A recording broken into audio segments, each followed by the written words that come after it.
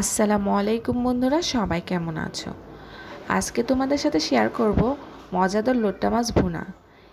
অনেকেই আছো লোট্টা মাছ বেশি একটা পছন্দ করো না, তবে এইভাবে লোট্টা মাছ ভুনা করলে তোমাদের ফ্যামিলির সবাই কিন্তু খুব পছন্দ করবে। আমার ছেলে যে কিনা মাছ খেতে পছন্দ করে না, সেও খুব পছন্দ করেছে। এখানে আমি লোট্টা মাছগুলো ছোটো ছোটো করে টুকরো করে নিয়েছি, আর এখন লবণ, হলুদ, মরিচ আর কিছুটা জিরের গুঁড়ো, ধনের গুঁড়ো আর 1 পিস লেবুর রস দিয়ে নিয়েছি, আর কিছুটা বেসন দিয়ে মাখিয়ে নিব। তো বন্ধুরা, তোমাদের কাছে একটা রিকোয়েস্ট, যদি ভিডিওটা ভালো লাগে লাইক সাবস্ক্রাইব করে দিও। এখন আমি মাছগুলো ডুবো তেলে ভেজে নেব। এই যে আমি মাছগুলো ভেজে নিচ্ছি।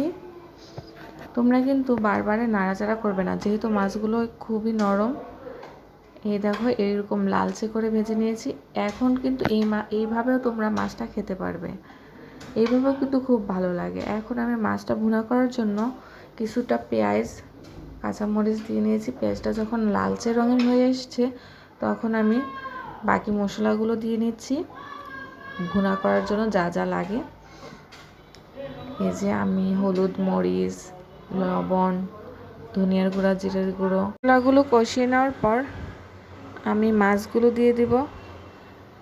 মাছগুলো দেওয়ার পর কিন্তু বেশি একটা নাড়াচাড়া করা যাবে না, যেহেতু মাছগুলো একটু নরম, সেজন্য আমি পানি দিয়ে নিলাম। এখন ঢাকনা দিয়ে 10-15 মিনিট জাল করে নিব। এই দেখো, আমার মাছগুলো কিন্তু প্রায় হয়ে আসছে।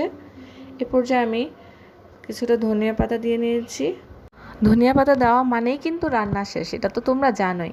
দেখলে তো খুব সহজেই কত মজাদার একটি রেসিপি তোমাদেরকে দেখিয়ে দিলাম। তোমরা কিন্তু বাসায় ট্রাই করবে আর আমাকে জানাবে কেমন হলো।